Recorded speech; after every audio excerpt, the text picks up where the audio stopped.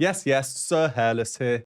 Barbra Streisand, Send in the Clowns. This is another monthly members poll winner. Thank you to everyone who participated and voted on that. If you want to vote on these polls in the future, you can do so on my Patreon, completely free, linked below. And yes, it's another classic song that I did not know. I listened to what I thought might be the original by Judy Collins, but the song is from a Broadway musical, A Little Night Music, written by Stephen Sondheim, and the song was popularized by Sinatra in 1973. It's definitely a nice song. Anyway, Barbra Streisand. I first saw her or knew her from the film Meet the Fockers. I had no idea who she was at the time, and to this day I don't think I know much of her music. I would say any of her music, but the other day quite a famous song came on the radio. It was her. I never knew that growing up. So yes, berate me in the comments. I probably deserve it for my naivety. This performance, 1986, she invited 500 guests into her home in Malibu. It was her first full-length concert in 20 years. It was on the eve of the US presidential elections, and the purpose was a fundraiser. So without further ado, let's get straight into it.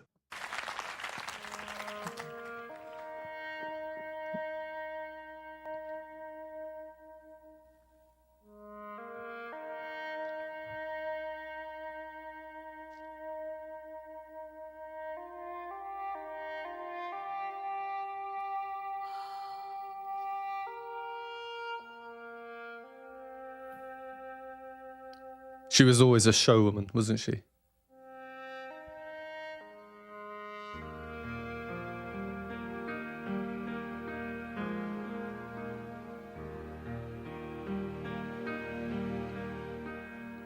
Isn't it rich? Are we a pair? Me here at last on the ground, you in midair. Send in the clowns.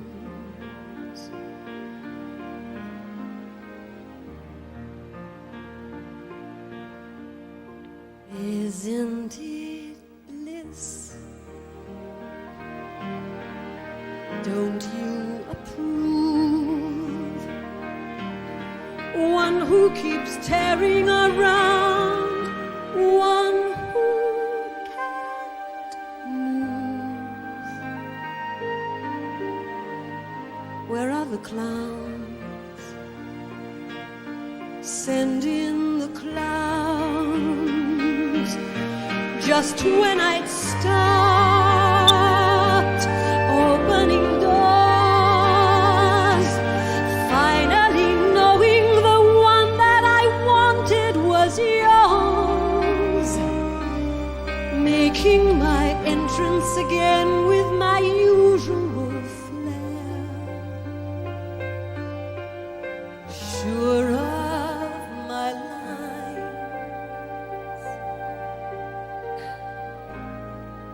No one is there.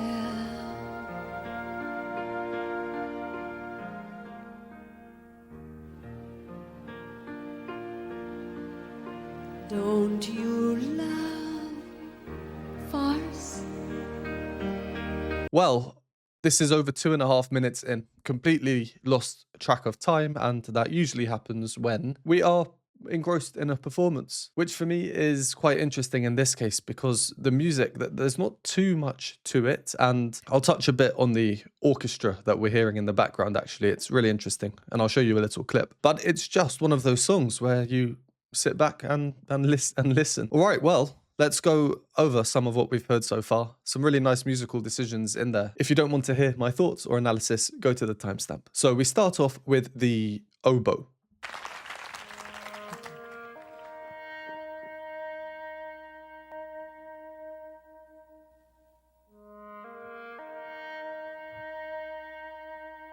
With this motif that is really a staple of the song. We hear it everywhere. Interesting in and of itself.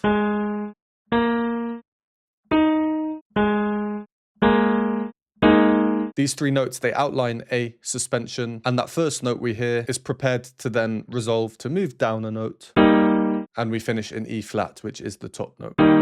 Anyway, why I went oboe. The person who submitted this song into the monthly members poll, they sent me some background information. It's really interesting. There is a clip which I will include in the description if you like the look of this and you want to watch the rest of it, and I'll put the relevant timestamp as well. But it's Barbra talking about her orchestra that she has in the background. These gentlemen behind me now, if this were 10 years ago, I would have about 30 or 40 musicians on the stage with me. Now look, 8 guys and some big electric bill. That's not Jeff Daniels, is it? No, it can't be. That just looked like him. I'm sure this is another famous person whom I probably should know. Anyway, so Barbra is saying that, yeah, there's 8 people providing all this orchestral sound that we can hear. This performance immediately reminded me of a previous reaction I've done, which was Joni Mitchell, Both Sides Now. Her more recent version, rather than the one decades ago, quite similar in sentiment to what we've heard in this song, and orchestral, done with a large number of people, as is credited in the video. If this has you in the mood for some Joni Mitchell, or you don't know that song and you want to check it out, you can find my video card up here. Anyway, a bit later on, she shows us the oboe that we're hearing, so let's have a look. I think it's really interesting. This man over here is Niall Steiner, who invented this electronic gizmo here, which can be a flute. Show him now. Or an oboe. Or a cello. Show them the shape of this thing. Can you see this thing? Like the old flit gun. It gets rid of the bugs up here too. There's a mosquito there, Niles. Get it. Yeah, get it. Okay, Niles, sit down. So if you're interested in seeing that and the other instruments that we're hearing, I'll leave a link in the description below in the attribution section. So when I refer to the instruments in this performance, just know that it's probably not actually the instrument we're hearing. Very cool, considering this was, well, nearly 40 years ago now. Anyway, we get this opening oboe motif.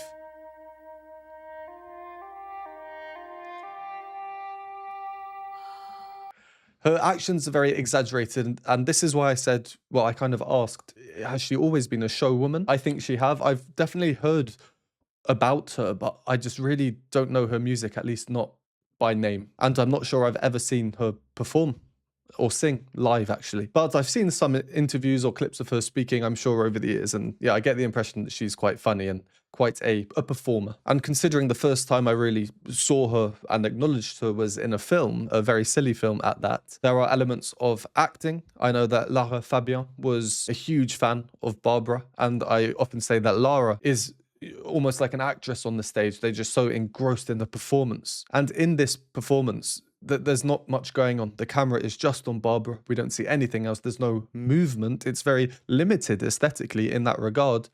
Yet it's so engrossing. You could think of it as being quite paradoxical, but I think it's because of the emotions that she's able to convey with her face, with all this limited movement. I'm very wary that, you know, I've showed the other instruments. I've been talking for a while without any music. So again, if you just want to skip ahead to the rest of the music, go back to the timestamp I gave you earlier. Then the piano enters.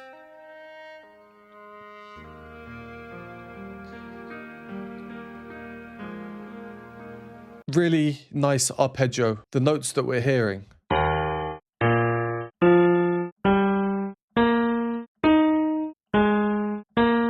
Let's build it up. So the outlined chord here is E flat major, as I showed earlier. That sounds horrendous. Let's move it up an octave. And if we're to build up the chord as we hear it, again, this is up the octave.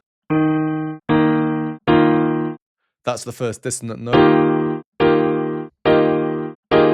Now, we obviously don't hear it as a chord all played at once, but the notes do overlap. There's an underlying element of sustaining through. And the notes are carefully selected. The dissonant isn't too harsh. It's very flowing, very moving, very calming. And calming is the word that I'm going to use because I felt very calm in this performance. Barbra enters. Isn't it rich? Slightly under the first note, sliding into it, the complete change of voice type, air, soft sound. Rich. Very encapsulating. Are we a pair? A little chuckle, you know, you can see the smile in her eyes, the glisten in her eyes. Me here at last on the ground,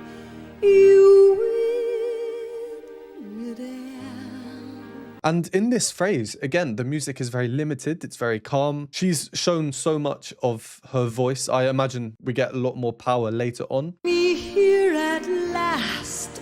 I was surprised at that, but you know, it's being a show woman. On the ground. Intense vibrato. Airy vibrato, almost shaky, same as the end of that phrase. Send in the clowns.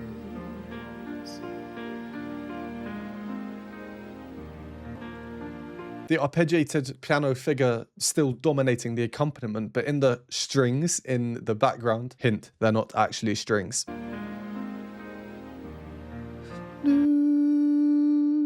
Playing that seventh note, clashing with this.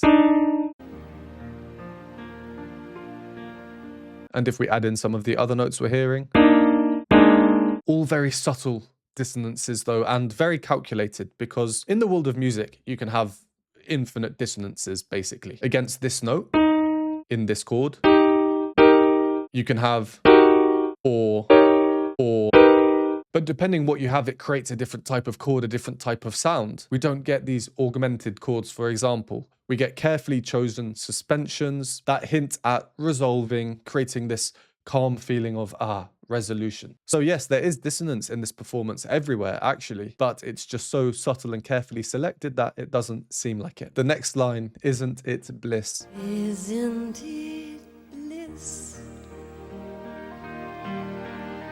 Don't you approve? Now the new oboe melodic motif is coming through, this idea in the background, the texture's thickened, now much like a larger orchestra that we're hearing. So the idea of growth, we're being teased with it. And in turn, Lara? I was about to call her Lara. And in turn, Barbra now. We get to see the power in her voice. One who keeps tearing around, one who can't move. So often you'll hear me say, oh, as things get more powerful, things move up in pitch. Her melody is going up. She goes up to there. But the power is reduced as she goes up. And I love it. I love that part so much. One who can't move. Tempo rubato, literally meaning in robbed time. She's slowing down when she wants. The guys accompanying her are listening to her, doing as she does.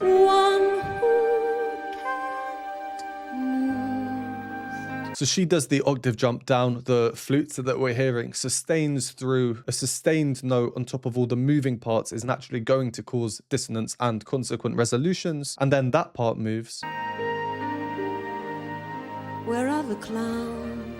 I was kind of half expecting it to drop down the octave just like she did because it was mimicking her melody slightly delayed. But no, it sustains through and then the next phrase starts. And as it starts, the strings in the background... Sorry, I'm going to stop doing that now. I think we get the point. The strings in the background just sustaining a dissonant chord. Send in the clowns. Finally. New melodic ideas being heard in the other backing instruments, for example, that we're hearing there. So yeah, I think we get the point here. Everything is so calculated, but in a way to keep everything staying calm. If you disagree with me about it being calm, completely fine. Let me know in the comments why. On paper, if I were to describe what I'm hearing, I wouldn't think it's calm. With the amount of dissonance that we do here. No one is there.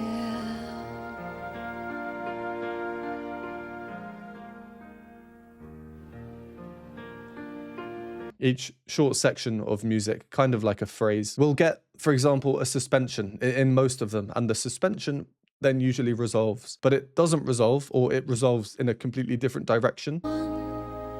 Is there? So that note, we'd expect to go into the chord of, but it just kind of disappears.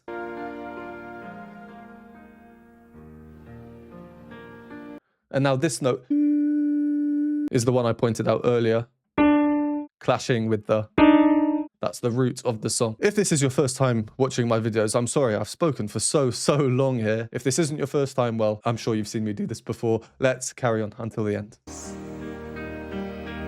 My fault, I fear.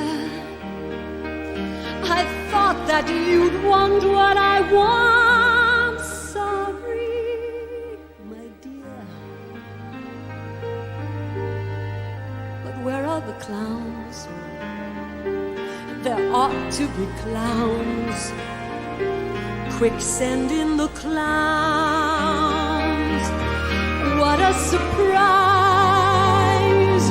Who could foresee I'd come to feel about you what you felt about me?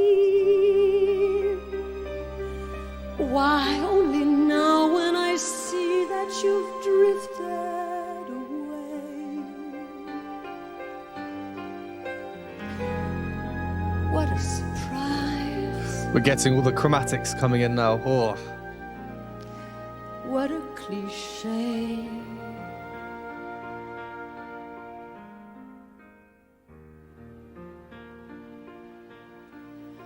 Isn't it rich? Isn't it queer? Losing my timing this late in my career. And where are the clowns? Quick, send in the clowns. Don't bother. They're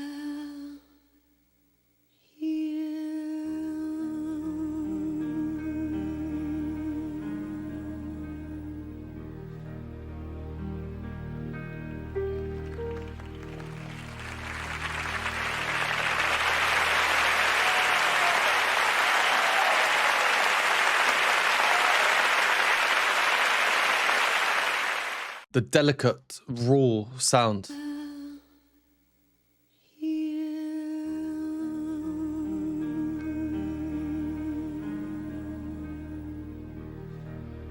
Sliding in and off the note. It's a very natural sound, isn't it? It's always interesting as well watching singers and their mouth positioning. Yeah, that was a nice performance. I'm very conscious of my use of the word nice in real life as well. I get told off for just using nice as a generic positive word, but I mean it in a positive way, and this was a nice performance. I'm sure you'll agree. Again, for me, it was just very relaxing, very calming. In a recent video I did, which was Roberta Flack, first time ever I saw your face, I think I used those same adjectives, and I did receive a fair number of comments saying that I missed the point. But if music does relax or calm someone, and they say it relaxes and calms them, I don't think you can tell them it doesn't. And that's what I love about music. We all hear the same thing, but could just be thinking different things. Anyway, there's not too much more that I want to talk about in this performance, actually. A lot of the same musical ideas. We did get some new things though, so I'll just go through and point them out where they come. The obvious thing is just the extended growth, more growth than we heard in the first half. surprise. Who could foresee? The little supporting counter melody I pointed out in the background before. Now in the accompaniment, it has more conviction, more tempo rubato. It feels like it's ever so slightly delayed, making things a bit less relaxing, perhaps. I was hearing that, and I think subconsciously I'm thinking, oh, speed up a bit, you know, catch up. But of course, this is the intention. There is tension here. And because of this sudden increase in tension, I think when things go back, About you, what you felt about me. the calmness that I feel is almost increased just due to the contrast of moods in those 10 or 15 seconds. Also, what do we get here? Chromaticism is starting to make itself known. I only know when I see that you've drifted. In the piano, can you hear that? Now when I see that you've drifted away. Finishing the phrase there. And what do we get immediately afterwards? What a surprise. A chromatic inflection, which does not resolve as we would expect it to.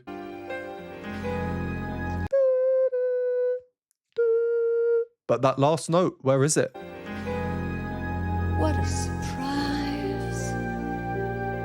No, another carefully calculated, luscious, but dissonant chord there, unresolved. It's no secret that I love certain types of dissonance. I use the word dissonance a lot in my videos. Like I say, it's almost like an infinite spectrum. If something is too dissonant, too discordant, then maybe I won't like it. But this is just the right level for me. There's a very famous older bit of music. I'll just play a little clip, which I love, and you'll see what I mean. So the parts come in one by one.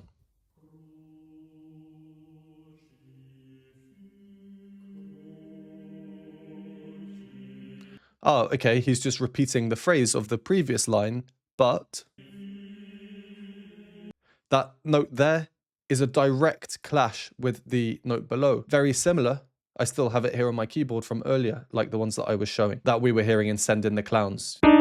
Semitone clash, a half step, as much of a clash between two notes as you can get. And in this piece, it just keeps going. Okay, same repeat.